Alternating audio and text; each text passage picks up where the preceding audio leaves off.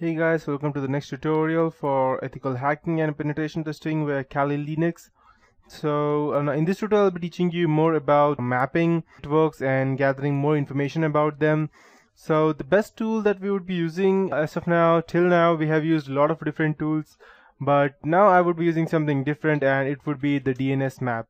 So if you have gone through all my previous tutorials, then it will be quite easy for you to understand what this does exactly. Else you won't be able to. So what DNSmap tool does is that it obtains all A records. By A records I mean IP addresses that are associated to each successfully brute force subdomain, and rather than just one IP address per subdomain, it will gather all IP addresses through brute force techniques. After that, it can go and abort the brute forcing process in the case the target domain uses wildcards. And it has the ability to be able to run the tool without providing a word list by using a built-in list of keywords. So I don't need to actually go ahead and provide different tools for them, different file lists for them to go ahead and brute force. It has its own inbuilt word supplied. And brute force can also be used by using a user supplied word list if I have one. I can also go ahead and save the results in a human readable and CSV format for easy processing. It has improved built-in subdomains word list, and it has even new bash script such as a DNSmap-bulk sh, and it is a Linux format. It includes all of those things which allows running DNSmap against a list of domains from a user supplied file, that is brute forcing several domains in a bulk fashion. Bypassing of signature-based DNSmap detection by generating a proper pseudo-random subdomain when checking for wildcards, and this is the unique feature of DNSmap. So you might be wondering why to use DNSmap tool rather than going ahead and downloading some random other file. The reason being that DNSmap is free. It is useful when finding interesting remote access servers. It is also useful in finding badly configured or unpatched servers, finding new domain names, which will allow you to map the non-obvious and hard to find network blocks. Sometimes you can also find that some brute force or some brute forced subdomains resolve to internal IP addresses, that's RFC 1918, and this is a great as sometimes they are really up to date A records, which means that it is possible to enumerate internal servers of the target organization from the internet by only using the DNS resolving and nothing else, which is quite useful there, so that it will not even leave a target that you have actually targeted this company, and which is actually opposite to what zone transfers do, for instance. DNS mapping can also discover embedded services configured using DNS dynamic services.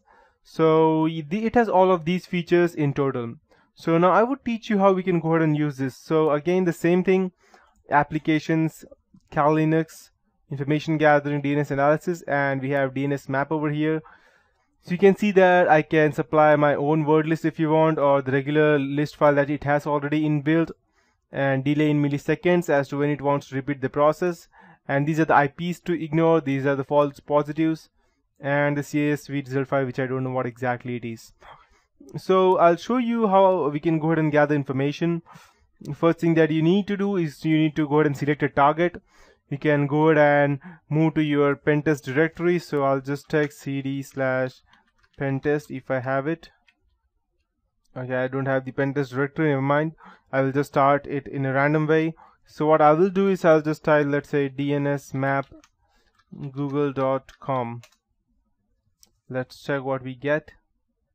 10 millisecond delay is there between different requests, so that Google does not ban us out. Okay, perfect.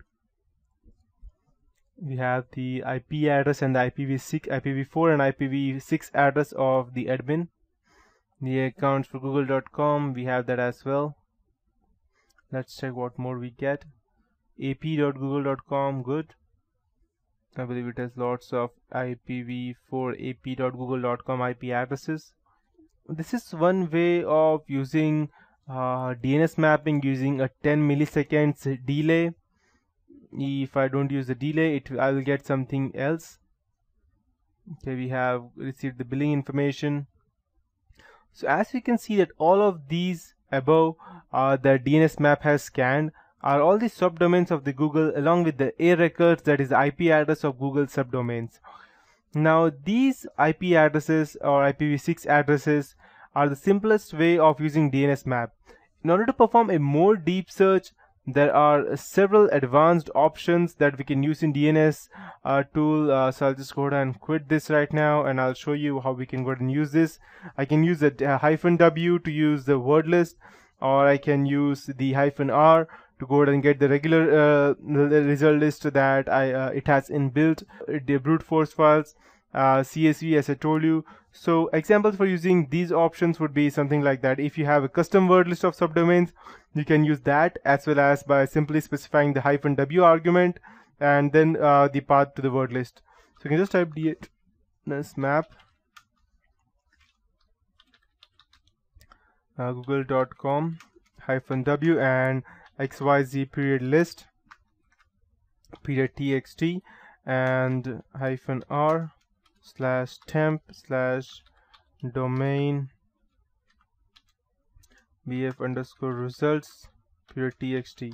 So what it will do is that it will go ahead and save all of these files under the wtxt file, xyz period txt file, under the temporary directory of the domain bf_results file. And if you already have one, then you don't need to go ahead and specify the w or the word list. You can just simply type DNSmap google.com -r/tmp/d. 3000 would be the milliseconds that it would be using, and you can just go ahead and hit enter, and it will straight away go ahead and use the default file and save all of these in the temp directory. And there is one more method of doing that. While this runs, I'll go ahead and show that to you using the built-in word list, as I believe -r is for the built-in word list. And now if you wanted to go ahead and save these things, let's try it for something different. Let's type for Microsoft.com.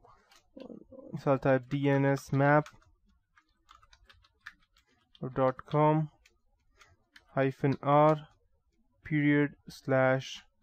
/subdomain brute force _results period txt. I'll hit enter. So what it would do is it would go ahead and create this directory and say everything inside the subdomain brute force _results, and it will gather all the DNS queries that it has and save it inside that. So let's check if we first get these information. I think the DNS query is quite slow at this point of time. That's why it's unable to get multiple requests within 10 milliseconds. Okay, we have the first IP address for 64.4.16 and 215, and these IP addresses will give you an idea or hint as to what will be their range of IP addresses using in their whole company. That means from where to where would be the range, and what range are they using as of now, so that it will be easier for you to go ahead and get an access into their computers.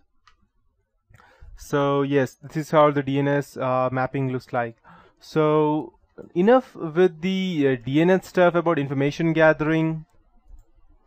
We have several tools, but just gathering information won't be enough to go ahead and attack you. I will also be showing you the DNSR, even num6, tracer, DNS walk, and fears, and I have shown you all of these things remaining, but I will be showing you these in the next tutorial. And as of now, I would be starting with social engineering and how you can go ahead and create your own keylogger, or you can place one that you have which is inbuilt in Kali Linux, and Kali Linux has n number of let me just show it out to you rather than saying it out. It would be the metapreter command, so it would be metasploit. So I'll just type msf console, so you can see it for yourself that the number of payloads or the number of viruses including trojans or hacking into someone's webcam, gathering information remotely through metapreter command, or opening an SSH command file, command prompt from anyone else's computer on your computer, or PowerShell command. You can also go ahead and do these things just by using the Metasploit console. So let's go ahead and check this out first. How many payloads we have, how many viruses we have inbuilt. And it does not only have trojans or viruses for Windows computer. We can also go ahead and use these to hack into another one's Linux distribution or a Mac distribution as well. Hit start. It can take quite a bit of time depending upon the speed of your processor. Okay, perfect. So we have a total of 1,389 exploits, out of which 788 are auxiliary and 223 are post. Auxiliary means the viruses which we need to go ahead and implement before we go ahead and hack into the PC, and 223 are the ones that we get after we go ahead and hack into the PC. With that I mean that, let's say once you have gained access to someone else's computer but you don't have the system access, the root access, at that point of time we need to go ahead and use some of the remaining out of these 223 posts, and we have the payloads, a total of 37, out of which 8 are NOPs and 37 are encoded. So yes, and if you want to gather the whole version, you can still download the whole version over here at rapid7.com, the people who are developing Metasploit. So that would be it for this tutorial. In the next tutorial I'll be starting with social engineering and stuff, and how we can go ahead and create phishing web pages that I showed you in one of my previous tutorials. I would be creating that live, and I'll be showing you how we can go ahead and create that manually.